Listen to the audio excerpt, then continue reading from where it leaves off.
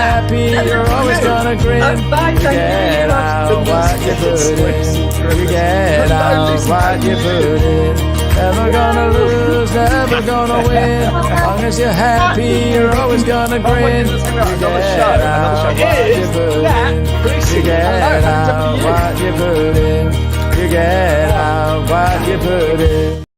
Oh my goodness, we've got Mike Michalowicz in the house. Hello, sir. How the devil are you? I'm doing extremely well. How are you, Ashley? I'm stoked to have you on this show. Absolutely stoked. And the thing is, right, I keep watching you and you're doing all your videos and stuff like that. And I think, my goodness, this guy's got as much energy as me. This is just going to be a mad show, Mike, isn't it? Yeah, it's going to be a mad show, but you have the advantage. Right now, it's 7:30 in the morning. There's no human awake in the United States. Well, thank you very much for coming in so early. Yeah. Now, look, there may or may not be a few people that haven't a clue who you are. So please introduce yourself to us. Yeah, I think that's most of humanity. So I'm Mike. I'm the author of Profit First, which you guys kindly shared with that little magic trick. And I am an entrepreneur myself. I'm on a mission. I'll even show you if I can turn my camera quickly enough. I'm on a mission to eradicate entrepreneurial poverty. And too many entrepreneurs unnecessarily struggle with business. And I'm on a mission to fix that as an author and as an entrepreneur myself. Yeah, absolutely. You've been there, you've done that, you've got the t-shirt, you've lost all your money, your daughter sorted it all out and fixed you. Yes. There's loads that we can unpick today. But one of the main reasons you're on this show today, tell us a little bit about why you're on the show, please, Mike, because you're coming to the UK. I'm coming to the UK. Right? I'm coming to the UK. Sans my wife, so she's not happy. Last time I was there, she came with me, so she's a little disappointed. I'm coming because we're hosting ProfitCon. Tim and Duncan, who are just on your show, are hosting our event. It's a gathering of accountants and bookkeepers and coaches to discuss the new frontier of this industry. It's no longer compliance. It's no longer running numbers and saying, here's how you've done in the past. It's now calculating, preparing for the future, and ensuring profitability in businesses. Yeah, and that's the biggest problem, isn't it? Because entrepreneurs are not making a profit. They're spending it all and stuff like that. Should we bring in Tim and Duncan? I would love to. Yeah. Okay. So here they are. Those handsome blokes. Are they? Are they putting us to shame, Mike? Yeah. They're putting us to shame. So, guys, tell us a little bit about this ProfitCon that Mike is coming over and being the keynote speaker, which is so exciting. But there's loads more going on as well. So we've got four amazing speakers. Obviously, the one and only Mike Michalowicz, and Daniel Priestley, who was a guest speaker at our last event. Did I say four? I meant five. Des O'Neill, who's an industry leader in the UK and Ireland. Luke Robertson, who's a sales coaching expert. So if you've ever had any problems on how to convert a sale, how to close properly, there's going to be loads of practical advice from Luke, and of course the one and only Ashley Leeds.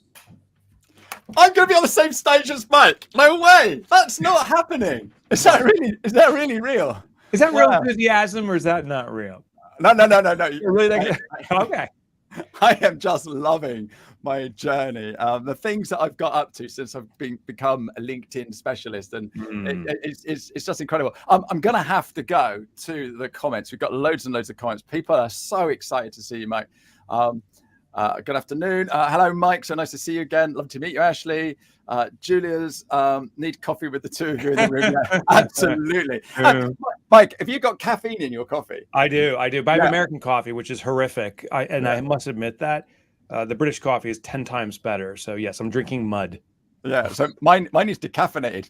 You don't want to see me on caffeine.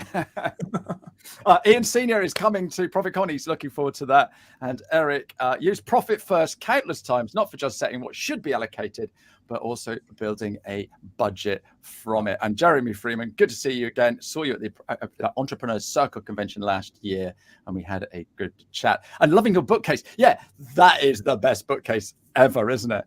Yeah. Thank you. Have Thank you. Have you got a copy of Profit I First? don't. I ran back there to see one. No, these are my favorite books I've read of all time. Is And hilarious.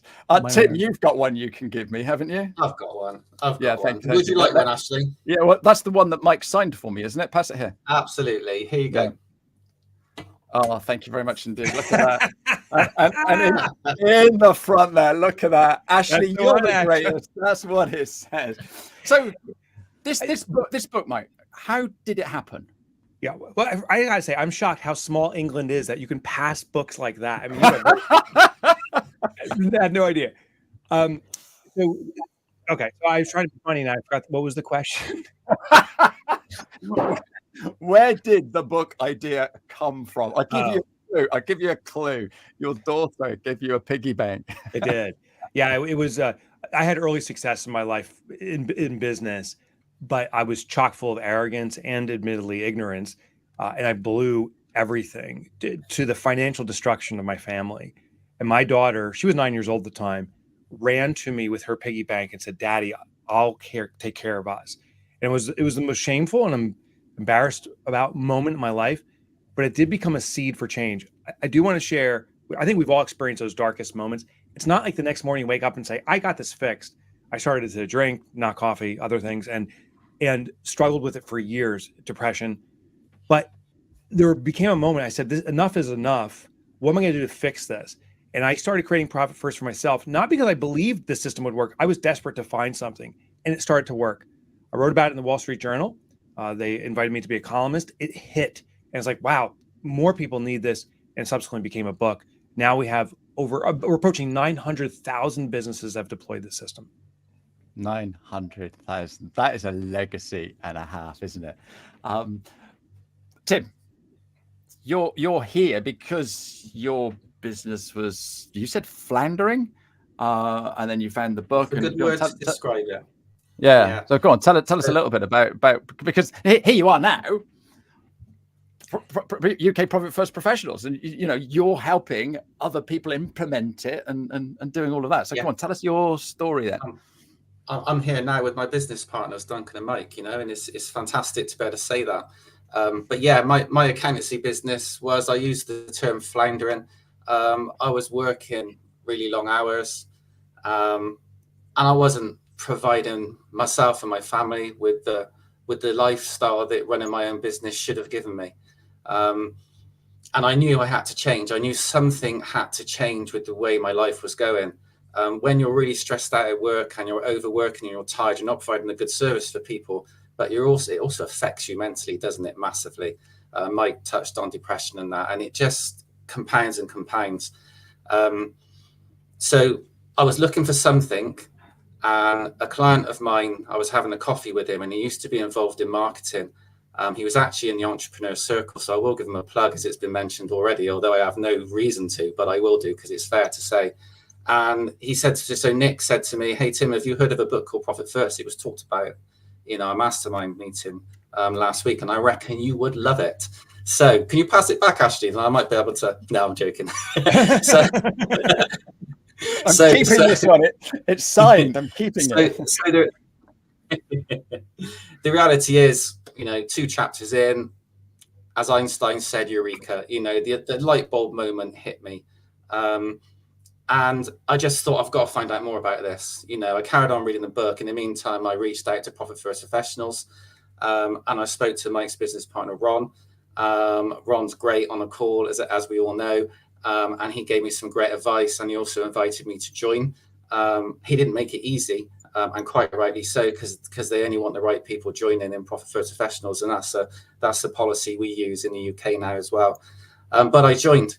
And as soon as I implemented Profit First into my own business, I started to get clarity on the numbers of my business. I started to have a plan for how I could get out of where I was in, the mess I was in, and to navigate myself to the clear waters rather than muddy waters. And that started to happen. Didn't happen overnight. I think Mike will be the first to admit Profit First isn't an overnight fix. It's a way of life. It's a change of mindset, a change of our natural behaviors, or we're tuning into our natural behaviors to change our habits. So I started creating that rhythm of how my money came into the business. I started to talk to clients about Profit First, and I started to get some success with some of them. Then I started to attract a better caliber of client into the business. And that's where everything changed for me, because then my fees were reflecting the value I was providing for people. And suddenly the whole business looked totally different. And a local accountancy firm came along, wanted to buy the accountancy clients from me. By that point, I was transitioning into coaching. Compliance isn't my thing. I hate compliance. I'm probably the worst person I've been an accountant for 17 years. You went into accounting and you hate compliance. I hate compliance. And so you turned it all around, and then you're now advising other people on how to implement this thing. Now, Mike, the problem we've got is everybody wants a quick fix. And Tim's saying it takes a while. You were nodding your head when we said it takes a while. What do you say to those people that are after a quick fix, Mike? You are human. And here's my little magic trick. I can do that.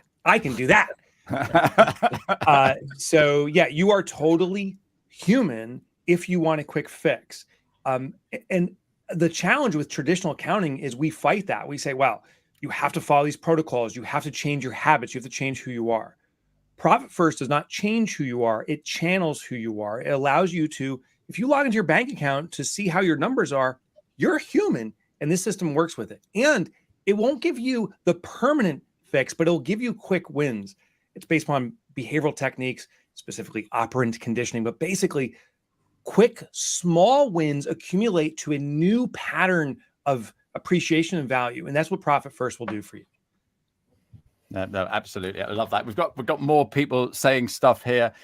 Your insights, this is Margot, your insights really resonate. It's refreshing to see how you highlight the importance of patience in achieving your goal. Pavel saying good afternoon, and Paige wants your bookcase. That is awesome. So what's your story then, Duncan? Well, mine's quite similar to Tim's. I was actually introduced to the concept by a customer who said, I'm a sucker for a good business book, and you recommended it. So I ordered Amazon and read it. But it was really profound, actually. And I realized that, I've been running my firm for about 3 or 4 years. I thought I was doing all right. I thought I knew a thing or two. And it was really humbling, actually, reading this book, which it's a simple idea, but it isn't easy. And I realized that I've been doing it all wrong. And I had to re-engineer my firm and how guys, I still run an accounting firm as well as running Profit First Professionals UK with Tim. And so we totally pivoted so that all our services include an element of Profit First. So all of our customers are getting advised, we're all getting value add. And all of our Profit First clients, we've not lost a single one, by the way. Once they're in a program and they're getting constant support. It's not something you start and end. You're constantly refining and improving it. So for me, it was the realization that this is what customers need. This is speaking their language. This is going to help them. Why wouldn't you do it? So I went all in. Best decision I ever made. Yeah, and this is the thing with it can be transactional. So all you're doing is, the tax return, the accounts, and then back again next year, and it's transactional. And you put your fee up, and there's someone else doing exactly the same. But now you're Profit First Professionals, you are adding this much value. Yeah. Why would they go? Yeah. Why would they go? It's worth saying, actually. Sorry, Mike. Yeah, Karen. It's worth saying that with our members, we don't give them a handbook and say, here you go, this is how you do it. We give them the principles, and it's up to them to apply it in the way that works best with them. And so every Profit First professional delivers the service in their own bespoke way, and that's what makes it authentic. I think customers are looking for authenticity. Yeah, they're looking for someone who really understands them and cares about their business. And so we like to say, we don't give you know how, we give you know what. And once you know what, and you can apply those principles, you have something that no one else has in your space. No one can compete with you. Which means your prices go up and the value you add goes up and your quantum of human happiness goes up. Yeah. And your clients are loving life and they're not going into poverty. And that's the bottom line, isn't it, Mike? Yeah. I gotta say, my mind's blown. You eat hamburgers in England. Like, I'm already like, what? I had no idea. I will tell you this. There was a study, it did emanate out of the United States, but it was a global study. 83% of small businesses are surviving check by check. 83% of small businesses. So just to give you context, most people watching this right now are barely surviving. We don't have enough money to pay bills, pay the expenses, let alone pay ourselves an appropriate salary. Profit First prioritizes that. It realigns us to achieve what we want. So if you're an accountant, bookkeeper, or a coach, the number one thing your clients are seeking is to be sustainably profitable. And I think that's why it's taking off. Compliance is necessary for the government. Profitability is necessary for us, the business owner. Yeah. So Tim Duncan, would you agree with Mike that that's an American study? You work with businesses in the UK. Would you agree that that's similar sort of statistic this side of the pond? 100%. Yeah. We see a lot of companies come to us, often in distress, and if the company's in distress, the owners are in distress, and that has an impact on their personal life. So the impact we can have by actually providing some guardrails, some principles, some actions, some accountability, and applying the principles of Profit First can make a difference in pretty short order. I mean, we in my firm, we tend to inoculate clients against a quick win, and we tell them this is going to take 12 months. But we want a quick win within 3 to 6 months so they can start to see the progress. But as long as you've got progress, as long as you're moving forward, in a year, 2 years, you have a transformation. And I like to say in our firm, we're in the business of transformations. Yeah, perfect. And that's what people want. They want longevity. There's loads of other stats, and Mike, you probably know them. But X number of businesses fail in the first 5 years, and it's like, why on earth would you set up your own business when you start reading all those? But everyone's got a brilliant idea, don't they, Mike? They do. Everyone's got a brilliant idea. The stats do exist. Here's the statistic that blows my mind. 17% of the population ever starts or purchases a business. 17%. 20% do it on a sustainable basis after 5 years. So 20% times the 17% who start it, 3% of the population actually pulls off a healthy business. That means 97% of the population ultimately is looking for a good job with a good, sustainable, profitable company. Do you know who wants you to be profitable besides yourself? Your employees, because they want a good job with a good company. You know who else wants to be profitable? It's your customers. Now, your customers will never say, hey, can you charge me more? Can you rip me off a little bit? But what your customers will say is, I want your undivided attention. I want you to care for me as if I'm your number one customer. And if you are not profitable, you are desperate to keep getting revenue. You can't care for your customers. But when you're profitable, you have health and you have focus, and that's what your customers want. Yeah, love that. Right, ProfitCon. You're going to be spending the day with us, Mike. I will. We're going to have a load of delegates there, but it's going to be an intimate event, isn't it, guys? So Duncan, tell us a little bit about what we can expect if we buy some tickets and come to ProfitCon. Well, we've got a fantastic venue in Borough Market, central London. I'm hoping it's going to be a nice day because we've also got the use of an outside terrace with a fantastic view of the skyline. So fingers crossed for a dry day. We've got a maximum of 100 people, absolute maximum. And you said earlier that you were going to be on stage with Mike. There is no stage. It's just a room. It's a hole. It's a big pit. You'll be down in a pit. You'll be looking at exactly. Yeah. So all the speakers will be amongst the delegates all day. You'll get the chance to press the flesh, to meet people. I mean, I've met Mike a few times. I know what it's like. You'll be batting him off after. Yeah, it's true. It's like, oh, the annoying American is really here. Yeah, because normally you go to these events and they've got this speaker, and everyone wants to speak to the speaker. And we've been to events, you and I, guys, where there's 11,000 people there. Yeah. Well, it's sort of like you're not going to get a chance to chat to Mike or Daniel or any of the others. But this is going to be special, isn't it? It is, and the expertise in the room. I'll be in the room all day. The value that the attendees will come away with will be phenomenal. We're completing the workbooks at the moment. By the time you walk away with your workbook, you will have in there some notes that are bespoke to you, actions you can take, inspiration, the benefits from attending and chatting to the people there, to the other Profit First professionals, to me and Tim, the other speakers. Phenomenal. Mike, you wrote this book, right? It's quite a while ago. If we got an anniversary or something coming up, yes, we have a big 10-year anniversary is happening this year. Wow, what are we doing to celebrate that? I am traveling to the UK and Germany and Australia and so on and so on. So I'm traveling and speaking with so many businesses that have been impacted. But the best part is we're collecting stories from entrepreneur after entrepreneur. And I'm not saying this as hyperbole. I'm not trying to glorify Profit First. And it has transformed people beyond just being profitable. It's interesting, the cascade effect. When someone has money, they have confidence. And I hear of these stories of businesses doing such great things because they're not panicked to survive. They're focused on caring for other customers. That's been the biggest celebration, is just hearing the stories. Yeah, and you tell some amazing stories. You accompanied me yesterday in the car up to, I was doing some training. And so you came along with me, telling me all about your pumpkin plan. Absolute brilliant, genius. I love the way you read your book. And you go off on this little tangent. Right, yeah. For a second, I thought you drugged me. I'm like, I do not remember that. Oh, you heard the audio book.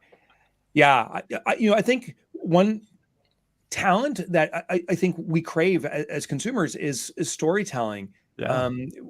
That's how information was transferred in the past, but now it's all been digitized and we've lost that tactile experience. I think storytelling is key, and we're going to experience that together too when we're together in the UK, in London. Fantastic. So I've got a few questions for you, but we haven't even touched on any of that. There's just so many things. If anyone watching has got any questions for Mike, please type them in, and if we've got time, we'll get Mike to do one. But you're known as the guy, and you showed it to us earlier, that wants to stop entrepreneur poverty. I can't even say it. What's the biggest mistakes that us shareholders of small businesses are making? And I borrowed that from you. You use the term shareholder. Here in American baseball, you set me up for a home run hit. One of the biggest mistakes is believing that the job of an entrepreneur is to do the job. And sadly, there's pundits out there that say it's about the hustle and grind. You have to work and sacrifice everything to make that business successful. There's a small piece of truth in the beginning to light the spark, but it becomes the biggest restriction of the business's health, is that a business owner sees themselves as a superhero. They swoop in and fix the business and save it yet once again, which means the business becomes exclusively dependent on that business owner. And now you've become trapped. So a business owner needs to become a shareholder, meaning remove themselves from doing the business and instead designing where the business is going. So I think that's one of the biggest mistakes. When it comes to the financials, is believing that the traditional accounting documentation, here we have the income statement and we call it the P&L, balance sheet, all these different documents, that is the proper way to manage a business. While those are extraordinary informational tools, they require an expert to interpret it. The accountant or bookkeeper can do that. But as the business owner, we have to be of service to our clients. We have to care for the operations of the business. So we need shortcuts. It's appropriate to have shortcuts for the day-to-day operations of your business. So depending on those forms, thinking that you can run your business that way, it's too cumbersome. And most people then just abandon everything. So it's a mistake using spreadsheets and all those things for your day-to-day operations. I think we should rely on our bank accounts properly set up with the Profit First system. And the last mistake I see people make is they go with Profit First too hard, too fast. They say, oh, I get it. If I take my Profit First, it's the pay yourself first principle applied now to my business. I'll have all this money. Why not post a 70% profit every single day starting today? And that sounds amazing, but it doesn't work long. It's like going to the gym where you haven't worked out yet and you say, I'm going to run 50 kilometers today as a warm-up. No way, you're going to injure yourself. So what we say is start slow and let it grow. And that's exactly what a Profit First professional does when coaching clients. They teach them how to roll this out consistently, but don't injure themselves as they do the exercise. Yeah, brilliant. So when you wrote the book, that's what I was getting to a minute ago. When you wrote the book, did you envisage that we'd be having ProfitCon. We'd be having people like Tim and Duncan helping people implement it and stuff like that. Because it's more than a book, isn't it? Yeah, it really has become a movement, and it's been very. I'm starting to feel the emotion well up. Did not expect this. I needed something for myself, as I shared earlier. I thought, oh, I found something that works for me, but everyone else has it figured out. It's the great entrepreneurial lie. It is very normal to say, wow, everyone else is successful. Why am I the person struggling? But the reality is almost every small business owner is in the struggle financially, but we can't say it. Like, I can't approach a client and say, I'm really desperate to make money. So do you want to do business together? You have to put on this air. You have to fake it. The reality is most businesses are struggling. And when I saw it start getting traction, I thought, wow, maybe the United States will take it on. The fact it transcends cultures, it transcends monetary systems, it transcends governments. We have it deployed on every continent. We think about 95% of the countries in this globe. Like if you watch the Olympics, every country there was at the Olympics, we believe, is actually deploying also profit first. And England had a pretty nice showing at the Olympics. I must acknowledge that. So no, I never anticipated this. It's a dream come true. It has a life of its own, and I'm just enjoying being one of the spokespersons for it. But it's far greater than a single person. It's all of us now. Yeah, it's spawned so many different things and podcasts and stuff like that. And Ian Senior's just said that he spent some time with you in Perth, Western Australia last year. Brilliant couple of days, and he knows that it'll be exactly the same for ProfitCon here in the UK. Hey, Ian. And Jeremy's saying, just about to book, but sadly the event clashes with the annual convention that Mike spoke at last year, so we can't make this one. Oh, what a shame. What a shame. We can't move it either, can we, guys? We can't move it either. No, I don't think it can be moved. But I invite Jeremy to at least have a dialogue with Tim and Duncan. Let's have a discussion. So if you can't come to the event, that doesn't mean that there's some universal direction not to consider or explore this. So conflicts happen. I encourage people to still explore Profit First Professionals and see if there's an opportunity for you to serve yourself and to serve your clients. Yeah, and that is the thing, isn't it? So am I right in thinking that last year you came to England? That was the very first time you'd ever been? First time in my life, yeah. Wow, that's incredible. That's incredible. And the country didn't shut down. Like, I can't believe, like, when I was there, I thought people were like, this guy is too much. Let's just close the country to all Americans. So thanks for inviting me back. No. We cannot wait. Now, tell me, in fact, did I mention someone else up here somewhere? Where is he? He turned around and said he was your biggest fan. No, David, I didn't give David a shout out. David Schnum, I can't pronounce his name. But David Schnurman. I know. David, thank you for being here, sir. David is an American business owner and has been extremely successful in building his business and has deployed Profit First. David, we should talk separately. I got a question for you. There you go. Look at that. So he is your biggest fan. Or is it Duncan, or is it Tim, David may be my longest term fan. He's actually my very first ever book. It was called The Toilet Paper Entrepreneur, and talked about his story and just observed what he's done. He's had a tremendous impact in industry. So good for him. That's one I need to read then. Which one should I read next? Because I've done Clockwork, I've done this one, and yesterday I did the Pumpkin Plan. Perhaps my favorite question. I don't know if it's my book. My response is, what is the biggest challenge you're facing now? Because I think we all need to seek that resource. I don't think we should read a book just because it's popular, but we should read a book that serves our greatest need, because that's when we'll engage most deeply with a book.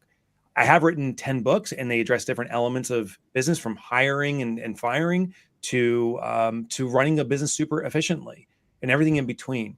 But we all need to identify our biggest challenge and seek out a book that serves that. There's extraordinary books out there. Yeah. So you should have seen my post last week. I'm trying to get a decent CRM, Mike. So that's my biggest challenge. Oh, okay.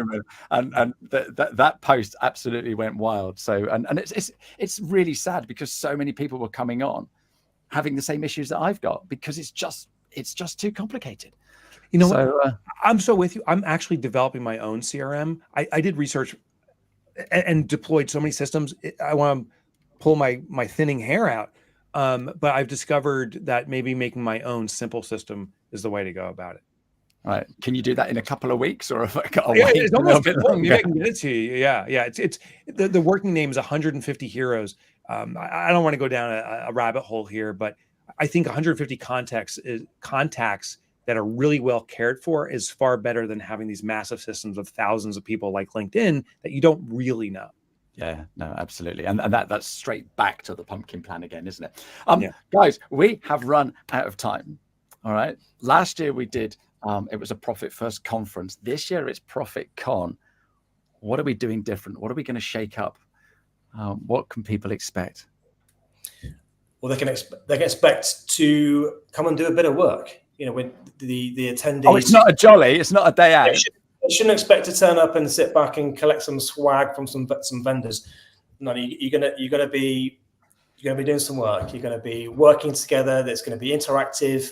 But I think that's the way to get value out of it. That's the way to get the most out of it. And we always have a surprise speaker. So we have a surprise speaker lined up. So I often can't tell you who that is because that was because you don't know. No, I do know.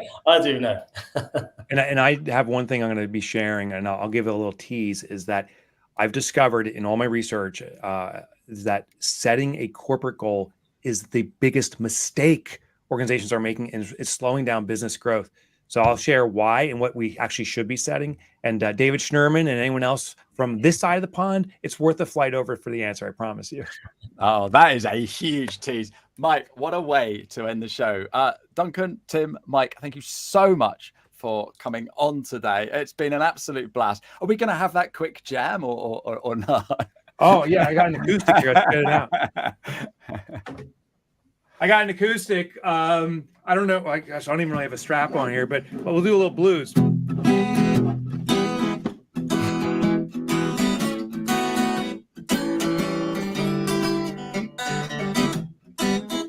It's hard to hold a guitar. Yeah, absolutely. And at 8 a.m. in the morning. Just look at the household, Mike. I'm not that good. That was and everything. Yeah, right. I expect you to bring that to London. Oh, you can't, can you? Because it's your luggage and what have you. We'll see if we can get you a guitar when you're down. Guys, thank you so much indeed. Thank you so much to everybody for watching. We will see you. Remind us of the date. Monday, 9th of September. Fantastic. Cannot wait. See you all soon. Take care, everybody. Bye-bye. You get out what you put in.